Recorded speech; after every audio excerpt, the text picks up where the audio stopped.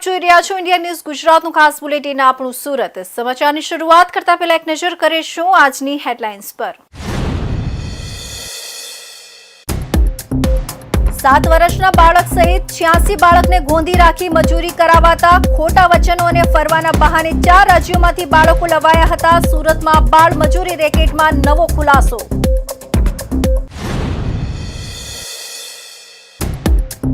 PM મોદીના નિવેદન બાદ એસએમસી કમિશનરનો કડક આદેશ। ડેપ્યુટી કમિશનરથી લઈને કર્મચારીઓ સુધી સૌએ એક જ કારમાં જવું પડશે। આગામી 6 મહિનામાં 600 નવી ઈ બસ દોડશે।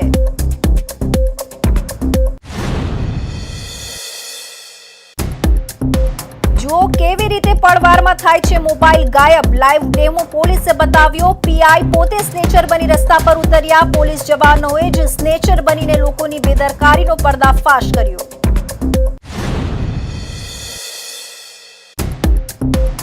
લીંબાતમાં મિત્રોએ જ મિત્રને ચપ્પુના ઘા ઝીકી પતાવી દીધો। સુરતમાં વતનના ઝઘડાનો ખાર રાખી વેલ્ડિંગ કામ કરતા યુવાનની કરપીણ હત્યા। 4 ફરાર આરોપીની સીસીટીવીના આધારે શોધખોળ।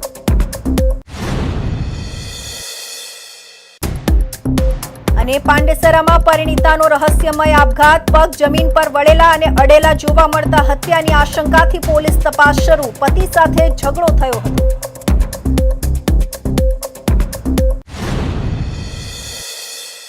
અને હવે જોઈશું સમાચાર વિસ્તારથી। સુરત શહેરના પુણા વિસ્તારમાં ધમધમતા ટેક્સટાઇલ યુનિટો પર સુરત પોલીસ અને બાળ સુરક્ષા એજન્સીઓએ સર્જિકલ સ્ટ્રાઇક કરી બાળ મજૂરીના કૌભાંડનો પર્દાફાશ કર્યો છે। પુણાની સીતારામ અને મુક્તિધામ સોસાયટીમાં પાડેલા દરોડામાં 86 બાળકોને મજૂરીની બેડીઓમાંથી મુક્ત કરાવ્યા છે। ચોંકાવનારી વાત એ છે કે બચાવાયેલા બાળકોમાં સૌથી નાની ઉંમરનું બાળક માત્ર 7 વર્ષનું છે, જેની પાસેથી કપરા કામ કરાવવામાં આવતા હતા, જ્યારે ખોટા વચનો અને ફરવાના બહાને 4 રાજ્યોમાંથી તસ્કરી કરવામાં આવતી હોવાનું સામે આવ્યું છે। ગાયત્રી સેવા સંસ્થાની બાતમીના આધારે national commission for protection of child rights NCPCR Rajasthan પોલીસના 22 અધિકારીઓ અને એન્ટી હ્યુમન ટ્રાફિકિંગ યુનિટ તેમજ પુણા પોલીસે સંયુક્ત રીતે આ કાર્યવાહી હાથ ધરી હતી। ગત બુધવારે પોલીસે સીતારામ સોસાયટીના 100 જેટલા મકાનોમાં આકસ્મિક ચેકિંગ શરૂ કર્યું હતું, જેમાંથી 27 મકાનોમાં ટેક્સટાઇલ યુનિટો ચાલતા હતા, જ્યાં બાળકોને ગોંધી રાખીને મજૂરી કરાવાતી હતી। પ્રાથમિક તપાસમાં બહાર આવ્યું છે કે આ બાળકોને રાજસ્થાન, ઉત્તર પ્રદેશ, બિહાર અને ઝારખંડ જેવા રાજ્યોમાંથી લવાયા હતા। કેટલાક બાળકો છેલ્લા 3 થી 4 વર્ષથી આ યુનિટોમાં કામ કરી રહ્યા હતા, જ્યારે કેટલાક બાળકોને તાજેતરમાં જ તેમના ગામડાઓમાંથી અહીં લાવવામાં આવ્યા હતા। એજન્ટો આ ગરીબ બાળકોના પરિવારજનોને આર્થિક મદદ કરી બાળકોને ભણાવવાની કે સુરત ફેરવવાના બહાને અહીં લઈ આવ્યા હતા। બચાવાયેલા 86 બાળકોમાં સૌથી વધુ રાજસ્થાનના ઉદયપુર વિસ્તારના આદિવાસી બાળકો છે, જેમાં 8 અને 10 વર્ષના 2 સગા ભાઈઓ પણ કામ કરતા મળી આવ્યા હતા। ઉત્તર પ્રદેશના 3, બિહારનો 1 અને ઝારખંડનો 1 બાળક પણ મળી આવ્યો હતો। આ બાળકોને સાંકડી ઓરડીઓમાં ધુમાડા અને અવાજ વચ્ચે રાખવામાં આવ્યા હતા। કેટલાક બાળકો સાડીઓના દોરા કાપતા હતા, તો કેટલાક પાસે જોખમી મશીનો ચલાવવામાં આવતા હતા। દરોડા સમયે દ્રશ્યો એટલા હૃદયદ્રાવક હતા કે 7 વર્ષનું એક માસૂમ બાળક શર્ટ વગર ધ્રુજતું ઊભું હતું અને પોલીસને જોઈને અન્ય બાળકો પાછળ છુપાઈ ગયું હતું। આ બાળકો પાસે રોજના 12 કલાક સુધી વેતરું કરાવવામાં આવતું હતું, જ્યારે પોલીસ અને બાળ આયોગે ફેક્ટરી સંચાલકોની કડક પૂછપરછ કરી ત્યારે તેમણે બચાવ કરતા કહ્યું કે તેઓ આ બાળકોને તેમના માતા પિતાની મંજૂરીથી જ લાવ્યા છે।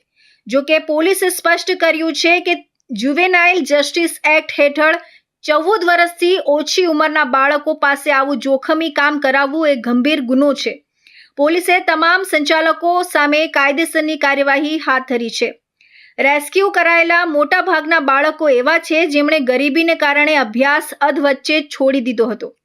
એજન્ટો આવા સ્કૂલ ડ્રોપઆઉટ બાળકોને ટાર્ગેટ કરી તેમના વાલીઓને થોડાક રૂપિયાની લાલચ આપી સુરતના શ્રમ બજારમાં ધકેલી દેતા હતા। હાલ તમામ બાળકોને સુરક્ષિત સ્થળે ખસેડી તેમના પુનઃવસન માટેની તજવીજ હાથ ધરવામાં આવી છે। બાળકોને લાવી સુરતમાં મજૂરી કરાવવાનું પ્રમાણ ચિંતાજનક છે। અગાઉ 2019માં પણ બાળ આયોગે સુરતમાં રેડ પાડીને ઉદયપુરના અનેક બાળકોને મુક્ત કરાવ્યા હતા। હાલમાં ટીમ દ્વારા ફેક્ટરી સંચાલકોની કડક પૂછપરછ કરવામાં આવી રહી છે। બાળકોના વાલીઓનો રાજસ્થાન પોલીસ દ્વારા પણ સંપર્ક કરવામાં આવશે. તમામ બાળકોને બસ મારફતે રાજસ્થાન રવાના કરવામાં આવ્યા છે. તો વડાપ્રધાન નરેન્દ્ર મોદીએ દેશભરના નાગરિકો અને સરકારી તંત્રોને ઈંધણની બચત અને પર્યાવરણને નુકસાન ન થાય તે રીતે કાર્ય કરવા અપીલ કરી હતી. આ આહવાનને પ્રતિસાદ આપતા સુરત મહાનગરપાલિકાના મ્યુનિસિપલ કમિશનર એમ નાગરાજને વહીવટી તંત્રમાં મોટા ફેરફારની જાહેરાત કરી છે. કમિશનરના આદેશ અનુસાર હવે મહાનગરપાલિકાના તમામ સ્તરના અધિકારીઓએ ફિલ્ડ વિઝિટ કે ઓફિસ કામકાજ માટે વ્યક્તિગત સરકારી ગાડીઓના બદલે કાર પુલિંગ સિસ્ટમ અપાવવાની રહેશે. આ નિર્ણયનો મુખ્ય ઉદ્દેશ્ય બિનજરૂરી ઈંધણના વપરાશને ઘટાડવો અને સુરતના વાતાવરણને પ્રદૂષણ મુક્ત બનાવવાનો છે. સુરત મહાનગરપાલિકા લાંબા ગાળાના આયોજન સાથે ઇલેક્ટ્રિક વાહનોને પણ પ્રાધાન્ય આપી રહી છે. હાલમાં સુરતના door to door garbage collection અને સોલિડ વેસ્ટ મેનેજમેન્ટની કામગીરીમાં મહત્તમ ઇલેક્ટ્રિક વાહનોનો ઉપયોગ થઈ રહ્યો છે. મહાનગરપાલિકાનો ઉદ્દેશ્ય ડીઝલ અને પેટ્રોલ સંચાલિત વાહનોને ક્રમશઃ હટાવીને ગ્રીન એનર્જી તરફ વાળવાનો છે. આ પરિવર્તનથી સુરત શહેરની હવાની ગુણવત્તામાં સુધારો થશે અને કાર્બન ફૂટપ્રિન્ટમાં ઘટાડો થશે. સુરતની પબ્લિક ટ્રાન્સપોર્ટ સિસ્ટમને વધુ સુદૃઢ બનાવવા માટે પીએમ ઈ ડ્રાઈવ યોજના અંતર્ગત મહત્વનું આયોજન કરવામાં આવ્યું છે. આગામી 6 મહિનાની અંદર સુરત શહેરને નવી 600 ઇલેક્ટ્રિક બસોની ડિલિવરી મળવાની છે. આ બસો સિટી બસ અને બીઆરટીએસ સેવામાં કાર્યરત કરવામાં આવશે. આ પ્રોજેક્ટથી સુરતની ગ્રીન મોબિલિટીને નવી ઊંચાઈ મળશે અને સામાન્ય નાગરિકોને પર્યાવરણને અનુકૂળ પરિવહન સેવાનો લાભ મળશે. મ્યુનિસિપલ કમિશનરના જણાવ્યા અનુસાર નવી 600 ઇલેક્ટ્રિક બસોના આગમન સાથે સુરતની સિટી બસ અને બીઆરટીએસના કાફલામાં ઇલેક્ટ્રિક વાહનોનું પ્રમાણ નોંધપાત્ર રીતે વધશે. અપેક્ષા છે કે આગામી સમયમાં કુલ ટ્રાન્સપોર્ટ નેટવર્કની 60 થી 70% બસો ઇલેક્ટ્રિક હશે. આ આંકડો દર્શાવે છે કે સુરત દેશમાં ગ્રીન ટ્રાન્સપોર્ટ મોડેલમાં અગ્રેસર બનવા જઈ રહ્યું છે.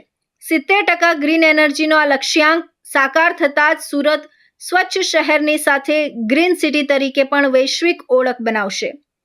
સુરત મહાનગરપાલિકા દ્વારા લેવાયેલા આ તમામ નિર્ણયો ક્લાઇમેટ ફ્રેન્ડલી અને સસ્ટેનેબલ ડેવલપમેન્ટ એટલે કે ટકાઉ વિકાસ તરફ નિર્દેશ કરે છે. વિશ્વભરમાં જ્યારે ગ્લોબલ વોર્મિંગની અસરો વર્તાઈ રહી છે ત્યારે સુરત જેવા મેટ્રો શહેર દ્વારા કાર પુલિંગ અને ઈવીને પ્રોત્સાહન આપવું એ અન્ય શહેરો માટે દીવાદાંડી સમાન છે.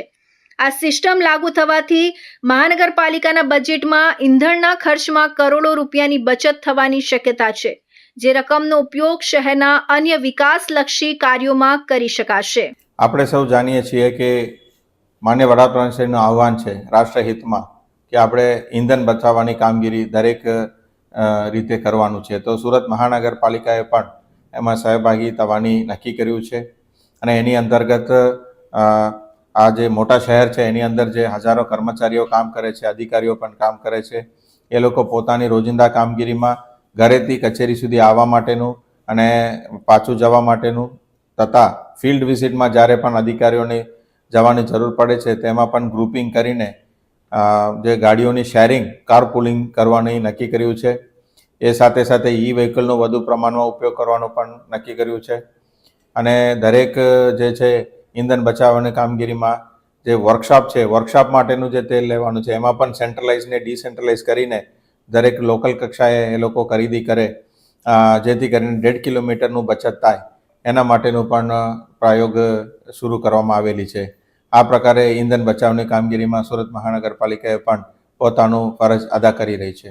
જ્યારે હું પણ સાઇટ વિઝિટમાં જાઉં છું તો મારા ડેપ્યુટી કમિશનરને સાથે લઈને જવું પડે છે, અન્ય એક્ઝિક્યુટિવ એન્જિનિયર કે અન્ય અધિકારીઓ પણ સાથે આવે છે. તો અમે એવું નક્કી કર્યું છે કે એક જ જગ્યાએ અમે પહેલાં ભેગા થઈશું અને ત્યાંથી ગાડીઓ ઓછું કરીને 1 કે 2 ગાડી જેટલું જરૂર છે આટલા પૂરતું કરીને લઈ જવાની તૈયારી છે. એના માટે કોઈ સમય મર્યાદા નક્કી કરેલ નથી. જ્યાં સુધી જરૂર છે ત્યાં સુધી આપણે આ કામ માટે કટિબદ્ધ છીએ અને એમાં કોઈ પણ અધિકારી કર્મચારીને વેડફાઈ લાગે અથવા એમાં કોઈ સુધારાત્મક કાર્યવાહી કરવાની શક્યતા હોય તો અમે એમને સૂચન કરીને એમને માર્ગદર્શિત કરીને પોઝિટિવલી આ કામને આગળ લઈશું. સુરત મહાનગરપાલિકાની આ પહેલ માત્ર અધિકારીઓ પૂરતી સીમિત નથી, પરંતુ જે જનતા માટે પણ એક સંદેશ છે. જો ઉચ્ચ અધિકારીઓ કાર પુલિંગ કરી શકતા હોય તો સામાન્ય નાગરિકોએ પણ પોતાના રોજિંદા જીવનમાં વાહનોનો સમજી વિચારીને ઉપયોગ કરવો જોઈએ. કમિશનર એમ નાગરાજનના નેતૃત્વમાં સુરત જે રીતે ગ્રીન ટ્રાન્સપોર્ટ તરફ આગળ વધી રહ્યું છે, તેનાથી ભવિષ્યમાં સુરત શહેર પ્રદૂષણ મુક્ત, સ્વસ્થ અને વધુ આધુનિક બનશે તે નિશ્ચિત છે. સુરતના લસકાણા વિસ્તારમાં પોલીસ દ્વારા એક અનોખી પહેલ કરવામાં આવી છે. સામાન્ય રીતે પોલીસ ગુનેગારોને પકડતી હોય છે, પરંતુ અહીં પોલીસ પોતે જ સ્નેચર બનીને રસ્તા પર ઉતરી હતી. લોકોમાં જાગૃતિ લાવવા અને પોલીસ સ્ટાફને તાલીમબદ્ધ કરવા માટે પીઆઈ મીનાબા ઝાલાની આગેવાનીમાં મોબાઈલ સ્નેચિંગનો લાઈવ ડેમો યોજવામાં આવ્યો હતો. સુરત શહેરમાં દિન પ્રતિદિન મોબાઈલ સ્નેચિંગની ઘટનાઓ વધી રહી છે. રીડા ગુનેગારો રાહદારીઓના હાથમાંથી પળવારમાં મોબાઈલ ઝૂંટવીને ફરાર થઈ જતા હોય છે. આ ગુનાઓ પર લગામ કસવા અને નાગરિકોને સાવચેત કરવા માટે લસકાણા પોલીસ સ્ટેશનના પીઆઈ મીનાબા ઝાલાએ એક પ્રેક્ટિકલ ડેમોનું આયોજન કર્યું હતું, જેમાં પોલીસ જવાનોએ જ સ્નેચર બનીને લોકોની બેદરકારીનો પર્દાફાશ કર્યો હતો. આ ખાસ તાલીમ અને જાગૃતિ અભિયાન અંતર્ગત પોલીસની ટીમે રસ્તા પર પસાર થતા લોકોની વચ્ચે જઈને મોબાઈલ સ્નેચિંગનો ડેમો આપ્યો હતો. પીઆઈ સહિતના પોલીસ જવાનોએ બતાવ્યું કે કેવી રીતે સ્નેચરો વ્યક્તિની નજર ચૂકવીને સેકન્ડોમાં મોબાઈલ છીનવીને બાઇક પર ગાયબ થઈ જાય છે. આ ડેમો જોઈને ત્યાં હાજર લોકો પણ આશ્ચર્યચકિત થઈ ગયા હતા. સ્નેચિંગ મારા દ્વારા અને પોલીસની ટીમ દ્વારા સ્નેચિંગ અમે એ અનુસંધાને કરેલ છે કે જ્યારે અમે પેટ્રોલિંગમાં હોઈએ છીએ, ફૂડ પેટ્રોલિંગમાં, રૂટીન પેટ્રોલિંગમાં, ત્યારે અમને જોવામાં આવે છે કે લોકો અલગ અલગ રીતે એટલે કાનની નીચે દબાવીને મોબાઈલ ચાલુ હોય છે, ચાલુ રસ્તા ઉપર મોબાઈલ ખુલ્લો રાખીને આ રીતે નીકળે, બિલકુલ મતલબ અલગ અલગ રીતે બેદરકારીથી રસ્તા ઉપર નીકળતા હોય છે. એની આસપાસ શું થઈ રહ્યું છે એને ખ્યાલ નથી હોતો. અને સ્નેચરો જે છે એ જેમ વિડીયોમાં બતાવ્યું, આપણે ડેમોમાં બતાવ્યું, એ રીતે ઇઝીલી એના મોબાઈલ સ્નેચ કરીને જતા રહે છે. એટલે એ આને લોકોને અવેરનેસ આવે. બીજું કે ખાસ અમારું કે મીડિયાના માધ્યમથી એ પણ લોકોને કહે કે તમારી આસપાસ શું થઈ રહ્યું છે, તમારા મોબાઈલ જે છે એને હોલ્ડ એ રીતે કરો કે આસપાસ બધા કોઈ સ્નેચ કરીને લઈ ના જાય. ઉપરાંત તમે આ ડેમો દરમિયાન એ પણ જોયું કે જ્યારે સ્નેચ કરીને જે પોલીસ જે છે કે સ્નેચરના સ્વાંગમાં હતી અને લઈ જાય છે, તો આસપાસવાળા ન તો કોઈ નોટિસ કરે છે, બાજુમાંથી નીકળતા માણસ કોઈ નોટિસ બી નથી કરતા અને એને મદદ કરવાનો પણ પ્રયત્ન નથી કરતા. એટલે જનતાને અમારે એ પણ અપીલ છે, ક્યારેક આવો કંઈ બનાવ બને તો એના વ્હીકલના નંબર લઈ લે, એની પાછળ થોડો પીછો કરવાનો પ્રયત્ન પણ કરે. જ્યારે બે ચાર લોકો છે તો એ રીતે તો આવી અવેરનેસ અને થોડીક સાવચેતી રાખીએ તો આ સ્નેચરોને છે ને કોઈ ચાન્સ ન મળે અને આ સ્નેચિંગથી આપણે બચી શકીએ. ડેમો દરમિયાન એક ચોંકાવનારી બાબત એ સામે આવી કે જ્યારે પોલીસ સ્નેચરના વેશમાં મોબાઈલ લઈને ભાગી રહી હતી, ત્યારે આસપાસના લોકોએ તેને રોકવાનો કે નોટિસ કરવાનો પણ પ્રયત્ન કર્યો ન હતો. પીઆઈએ અપીલ કરી હતી કે જો આવી કોઈ ઘટના બને તો નાગરિકોએ સતર્ક રહી ગુનેગારના વાહનનો નંબર નોંધી લેવો જોઈએ અથવા તેને પકડવામાં મદદ કરવી જોઈએ. લોકોની જાગૃતિ જ ગુનેગારોના હોંસલા તોડી શકે છે. પોલીસની નાગરિકોને ખાસ અપીલ કે ચાલુ રસ્તે કે ભીડભાડવાળી જગ્યાએ મોબાઈલનો ઉપયોગ ટાળો. ફોન પર વાત કરતી વખતે મોબાઈલને મજબૂતીથી પકડી રાખો. તમારી આસપાસ શંકાસ્પદ રીતે ફરતા બાઇક સવારો પર નજર રાખો. કોઈ પણ અનિચ્છનીય ઘટના બને તો તાત્કાલિક પોલીસનો સંપર્ક કરો અને આરોપીના વાહનનો નંબર લેવાનો પ્રયાસ કરો. તો હવે સમય છે એક વિરામનો.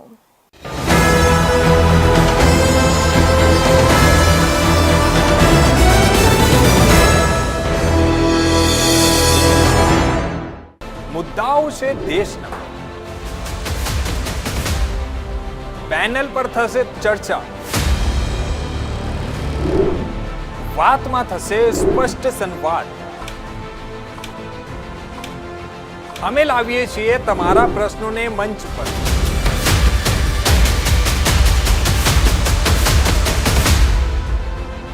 કેમ કે સમસ્યા તમારી, લડત તમારી. જુઓ મારી સાથે ફક્ત ઇન્ડિયા ન્યૂઝ ગુજરાત પર.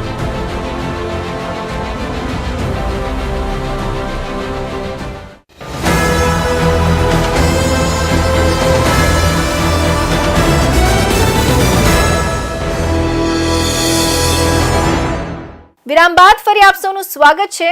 સુરતના ભેસ્તાન વિસ્તારમાં ઓવરબ્રિજ પાસે આવેલા પાંજરાપોળ નજીક એક ભંગારના ગોડાઉન બહાર પ્લાસ્ટિકનો કચરો સળગાવવા જેવી સામાન્ય બાબતે મોટો ઝઘડો થયો હતો. આ નજીવી તકરારે લોહિયાળ સ્વરૂપ ધારણ કર્યું હતું, જેમાં એક 52 વર્ષીય આધેડની નિર્મમ હત્યા કરી દેવામાં આવી છે. મૃતક ઝાકીર પઠાણ ભાટેના વિસ્તારમાં રહીને ભંગારના ધંધા દ્વારા પરિવારનું ગુજરાન ચલાવતા હતા. મંગળવારે બપોરે જ્યારે ઝાકીરભાઈ પોતાના ગોડાઉન પર હતા ત્યારે પ્રીતમ અને શુભમ નામના યુવાનો સાથે સામાન સળગાવવા બાબતે તેમનો ઝઘડો થયો હતો. મામલો બીચકતા ઝાકીરભાઈએ મદદ માટે પોતાના 2 પુત્રો શાહરૂખ અને શાકિરને સ્થળ પર બોલાવ્યા હતા. જોકે સામા પક્ષે પણ 5 થી 6 શખ્સો એકઠા થઈ ગયા હતા અને વાતચીત કરવાને બદલે સીધો હુમલો કરી દીધો હતો. હુમલો એટલો ભયાનક હતો કે ઝાકીરભાઈ લોહી લુહાણ હાલતમાં ત્યાં જ ઢળી પડ્યા હતા. સાથળના ભાગે છરી વાગવાને કારણે શરીરમાંથી અતિશય લોહી વહી ગયું હતું. તેમને તાત્કાલિક સારવાર માટે સિવિલ હોસ્પિટલ ખસેડવામાં આવ્યા હતા, પરંતુ સારવાર કારગત નીવડી નહોતી અને ટૂંકી સારવાર બાદ તેમનું કરુણ મોત નીપજ્યું હતું.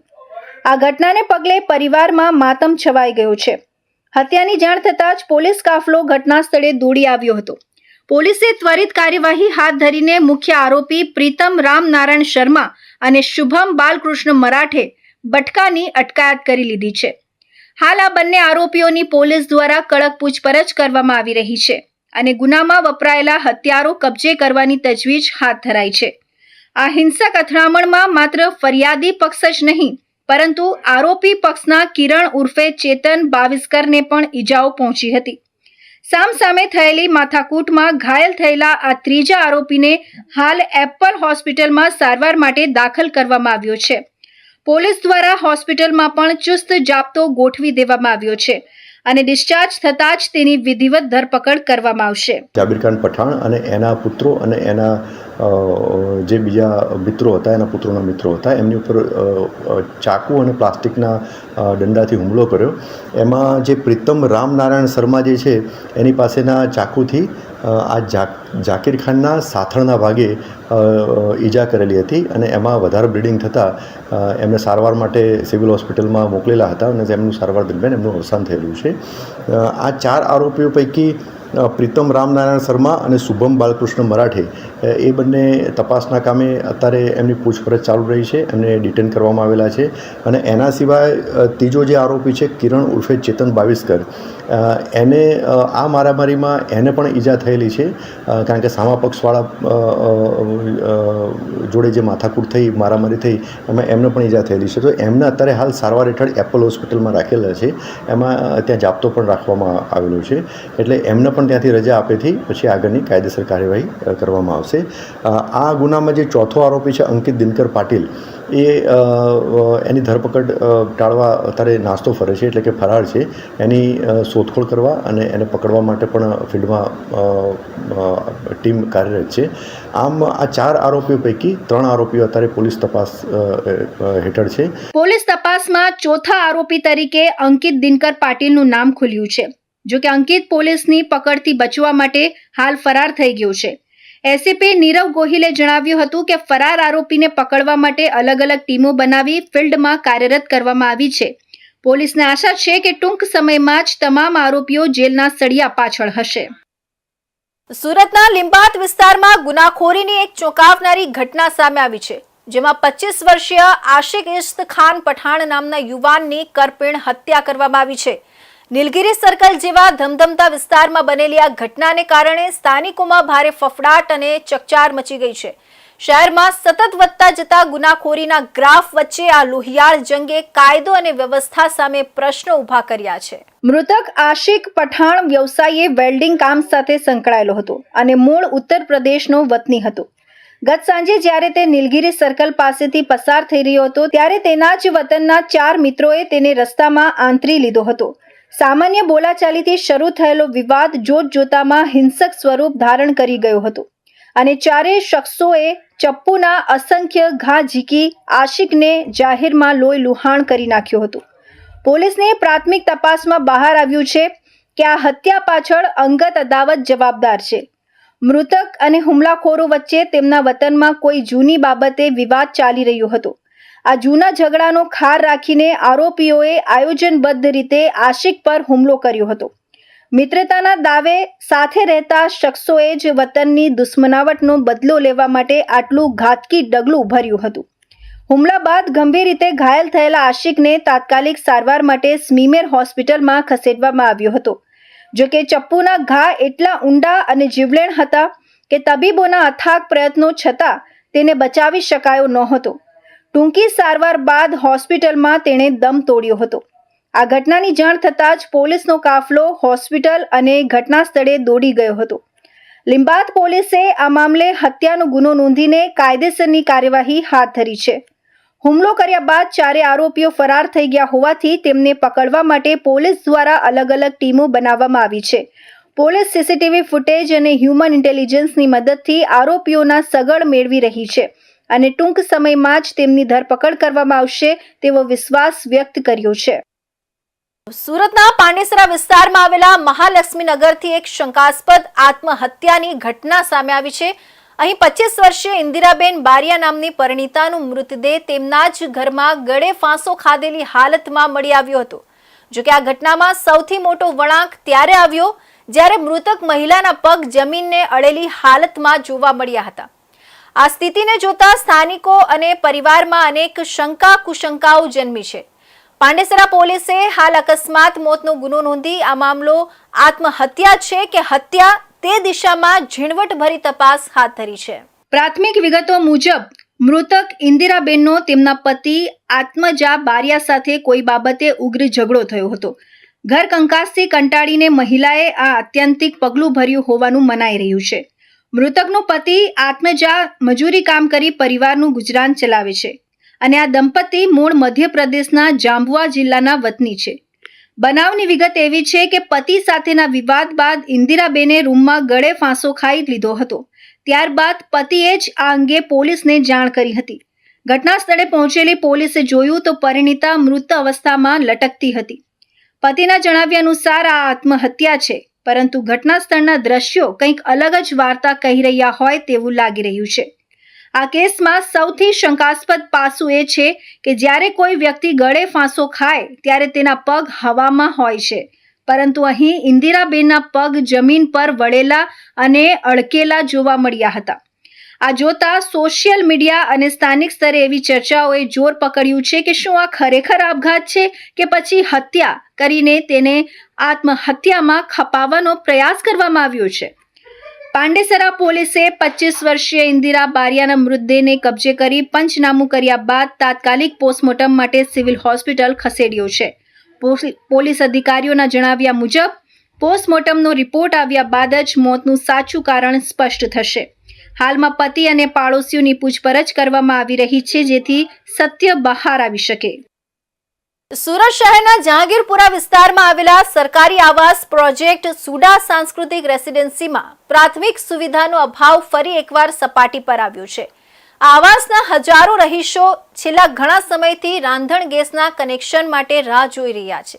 ગુજરાત ગેસ લાઇનનું કામ અધૂરું છોડી દેવામાં આવતા રહીશોમાં ભારે રોષ જોવા મળી રહ્યો છે. રહીશોનો આક્ષેપ છે કે તંત્ર અને કોન્ટ્રાક્ટરની લાપરવાહીને કારણે સામાન્ય જનતાને હાલાકી ભોગવવાનો વારો આવ્યો છે. રહેવાસીઓના જણાવ્યા અનુસાર ગેસ કનેક્શન માટે ઘણા સમય પહેલા ફોર્મ ભરી દેવામાં આવ્યા હતા. જે તે સમયે ગેસ કંપનીએ કોન્ટ્રાક્ટરને 3 મહિનામાં કામ પૂર્ણ કરવાની સમય મર્યાદા આપી હતી. જો કે ડિસેમ્બર મહિનાથી શરૂ થયેલું કામ આજે જૂન મહિનો આવવા છતાં પૂર્ણ થયું નથી. શરૂઆતમાં કામ ઝડપથી ચાલતું હતું, પરંતુ છેલ્લા 1.5 મહિનાથી મજૂરોની અછતનું બહાનું ધરીને કોન્ટ્રાક્ટરે કામકાજ સંપૂર્ણપણે બંધ કરી દીધું છે. ચોમાસાની ઋતુ હવે ગણતરીના દિવસોમાં જ શરૂ થવાની તૈયારીમાં છે, ત્યારે સોસાયટીમાં કરવામાં આવેલું અધૂરું ખોદકામ રહીશો માટે ચિંતાનો વિષય બન્યું છે. જો વરસાદ પહેલા ગેસ લાઇનનું કામ પૂર્ણ કરી રસ્તાઓ સરખા કરવામાં નહીં આવે તો ગારો અને કાદવને કારણે રહીશોનું અવરજવર કરવું મુશ્કેલ બની જશે. વરસાદી પાણી ભરાવાને કારણે અકસ્માત થવાની ભીતિ પણ રહીશોએ વ્યક્ત કરી છે. સમસ્યાનો ઉકેલ લાવવા માટે મોટી સંખ્યામાં રહીશો ગુજરાત ગેસની ઓફિસે પહોંચ્યા હતા અને ઉગ્ર રજૂઆત કરી હતી. રહીશોના રોષને જોતા ગેસ કંપનીના મેનેજરે ખાતરી આપી છે કે આગામી 10 દિવસમાં કામગીરી ફરી શરૂ કરી દેવામાં આવશે. જો હાલનો કોન્ટ્રાક્ટર કામમાં વિલંબ કરશે તો તાત્કાલિક ધોરણે કોન્ટ્રાક્ટર બદલીને પણ ચોમાસા પૂર્વે કામગીરી પૂર્ણ કરવામાં આવશે તેવી લેખિત ખાતરી આપવામાં આવી છે. હાલ ગેસ બાબતની કામગીરી બાબત ઘણું બધું લેટ કામકાજ થયું છે ગેસ લાઈન બાબતનું. એ બાબતે અમે ગુજરાત ગેસના અધિકારીઓને મળવા આવ્યા હતા અને અરજી આપવા આવ્યા હતા. કઈ જગ્યાએ રહેવાનું છે, ક્યાં કામ ચાલી રહ્યું છે? અમારું સુડા સંસ્કૃતિ જહાંગીરાબાદમાં રહેવાનું અને ડિસેમ્બરથી કન્ટિન્યુ કામકાજ હાથમાં લીધેલું, પણ હાલ અત્યાર સુધી પણ કામગીરી ખાલી ખોદકામ બાબતની પણ પૂર્ણ થયેલ નથી. કેટલા લોકોને તકલીફ ત્યાં પડી રહી છે? અમારે ત્યાં ટોટલ ગણતરી કરીએ તો 2560 ફ્લેટ છે અને જેની અંદર અમે 1900 જેટલા ફોર્મ અમે ગેસ લાઈનના ભરી અને સંપૂર્ણ જમા કરી દીધેલ છે.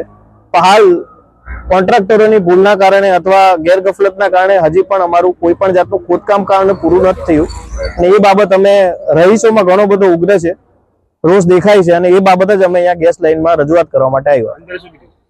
અંદર અમારી અધિકારીઓ સાથે વાત થઈ અને છેલ્લા 10 દિવસમાં આવનારા 10 દિવસમાં કામ પૂર્ણ કરવાની બાંહેધરી આપેલ છે અને આજે અથવા કાલ સવારથી જ કામગીરી અને મજૂર વધારવાની પણ પરમિશન આપી છે અને બાંહેધરી આપી છે. હાલ જોઈએ તો ત્યાં ગેસ લાઈન ના હોવાથી 2500 જેટલા ફ્લેટ ના હોલ્ડરોને ગેસના બાટલાની તકલીફ તો અત્યારે સર્વવ્યાપી છે. નાના માણસોને અત્યારે 2 ટાઈમ ખાવા માટે ગેસની જે જરૂરિયાત છે એ પણ પૂર્ણ નથી થઈ શકતી અને જે વ્યક્તિઓ ત્યાં રહે છે 4,000, 5,000 રૂપિયાના જે બાટલાના અત્યારે કિંમત જે બોલાય છે તો સામાન્ય માણસ તો આમાં પોતાનું ભરણ પોષણ કરવા જ સક્ષમ નથી ગણાતો. ગેસ લાઇન ન હોવાને કારણે રહીશોને ખાનગીમાં મોંઘા ગેસના બાટલા લેવા પડે છે. રહીશોનું કહેવું છે કે 4,000 થી 5,000 રૂપિયાના ખર્ચે બાટલા લેવા સામાન્ય માણસ માટે અશક્ય છે. 2 ટંકના જમવા માટે ગેસની પાયાની જરૂરિયાત પણ સરકારી આવાસમાં પૂરી ન થતી હોવાથી લોકોમાં સરકાર પ્રત્યે પણ નારાજગી જોવા મળી રહી છે. હવે જોવાનું એ રહેશે કે ગેસ કંપનીએ આપેલી 10 દિવસની મુદ્દતમાં કામ પૂર્ણ થાય છે કે કેમ. કતારગામમાં રહેતી શિક્ષિકાના મકાનમાં થયેલી 17,77,000ના 15 તોલાના સોનાના દાગીનાની ચોરીનો ભેદ કતારગામ પોલીસે ઉકેલી નાખ્યો છે. સૌથી ચોંકાવનારી વાત એ છે કે આ ચોરી શિક્ષિકાના મકાનમાં ભાડે રહેતી મહિલાએ કરી હતી. પોતાના પુત્રએ કરેલા પ્રેમ લગ્ન બાદ પુત્રવધૂને દાગીના ભેટમાં આપવા મહિલાએ મકાન માલિકના જ ઘરમાં હાથફેરો કર્યો હતો. કતારગામ પોલીસે મહિલા આરોપી પાસેથી 9,92,000ના દાગીના કબજે કર્યા છે. કતારગામ ગજેરા સ્કૂલની શિક્ષિકાના ઘરમાં 3 મહિના પહેલા રહેવા આવેલી ભાડુઆત મહિલા 17,77,000 રૂપિયાની કિંમતના 15 તોલા દાગીના ચોરી ગઈ હતી. સમગ્ર મામલે કતારગામ પોલીસે હાથફેરો કરનાર મહિલાની ધરપકડ કરી વધુ તપાસ શરૂ કરી છે. મળતી માહિતી અનુસાર કતારગામ કંટેશ્વર સોસાયટીમાં રહેતી શિલ્પાબેન અરવિંદ પદમાણીએ કતારગામ પોલીસ મથકે તેના ઘરમાંથી 15 તોલા દાગીના ચોરીની ફરિયાદ નોંધાવી હતી. શિક્ષિકાની ફરિયાદ પ્રમાણે પતિ સચિનમાં કાપડનું કારખાનું ચલાવે છે. પુત્ર 12મા ધોરણમાં અભ્યાસ કરે છે. પહેલો અને બીજો માળ ભાડે આપ્યો છે. ગત 21મી એપ્રિલે રામકથા રોડ ઉપર જેઠની પુત્રીની ચાંદલો વિધિમાં જવા માટે કબાટ ખોલતા તેમાંથી 17,77,000 રૂપિયાની કિંમતના 15 તોલા દાગીના ચોરી થઈ ગયા હતા. છેલ્લે 28મી માર્ચે દાગીના કબાટમાં જોયા હતા. મકાનનું તાળું પણ તૂટ્યું નહીં હોય કોઈ જાણબેધું જ ચોરી કર્યાની શંકા સાથે ઇન્સ્પેક્ટર LR ગોહિલ અને સબ ઇન્સ્પેક્ટર NS સાકરિયાએ તપાસનો દોર આગળ લંબાવ્યો હતો.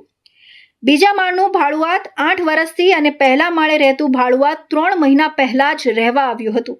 બંને ભાડુઆતના પરિવારની પણ પોલીસ મથકે લાવી પૂછપરછ કરવામાં આવતી હતી. દરમિયાન 3 મહિના પહેલા રહેવા આવેલા ટાંક પરિવારની મુખ્ય મહિલા ઉષાબેન નીતિન ટાંકના મોબાઈલ ફોન ચેક કરતા તેણે 30મી માર્ચથી 1 એપ્રિલ સુધીના ડેટા ડિલીટ કર્યા હોય તે શંકાના દાયરામાં આવી હતી. સખ્તાઈથી પૂછપરછ કરતા તે ભાંગી પડી હતી. દંપતી રોજ તેમના કામે જતું રહેતું હતું. બપોરે તેમનો પુત્ર ટ્યુશન જતો ત્યારે મકાનને તાળું મારી જતો હતો. આ 3 દિવસ દરમિયાન પુત્રએ મુખ્ય દરવાજાને તાળું તો માર્યું હતું પરંતુ સીડીને અડીને આવેલા બીજા રૂમને તાળું નહીં માર્યું હોય તે અંદર ઘૂસી ગઈ હતી અને દાગીના ચોરી લીધા હતા. ઉષાએ વધુમાં કરેલી કબૂલાત પ્રમાણે તેના 2 પુત્ર પૈકી એક પુત્રએ થોડાક સમય પહેલા જ લગ્ન કર્યા હતા. પુત્રવધૂને કરિયાવરમાં દાગીના આપવા કામ લાગશે તેવું વિચારી હાથફેરો કર્યો હતો. હાલ કતારગામ પોલીસે ઊંસા ટાંકની ધરપકડ કરી વધુ તપાસ શરૂ કરી છે. તોલાના દાગીના, વીંટી, ચેન અને ડોકિયું માત્ર 3,36,000માં જ્વેલર્સને વેચી મારનાર મહિલાની કેફિયત સાંભળી પોલીસ પણ ચક્રાવે ચડી છે. મહિલાએ દાવો કર્યો કે વેચાણની રકમમાંથી 2 લાખ રસ્તામાં પડી ગયા હતા. જો કે સોનાના ભાવ અને રકમ ગુમાવવાની આ શંકાસ્પદ વાત પોલીસને ગળે ઉતરતી નથી. તો આ હતા ઇન્ડિયા ન્યૂઝ ગુજરાતના ખાસ બુલેટિન. આપણું સુરતના મહત્વના સમાચાર. નવા સમાચાર સાથે ફરી મળીશું. ત્યાં સુધી જોતા રહેજો ઇન્ડિયા ન્યૂઝ ગુજરાત.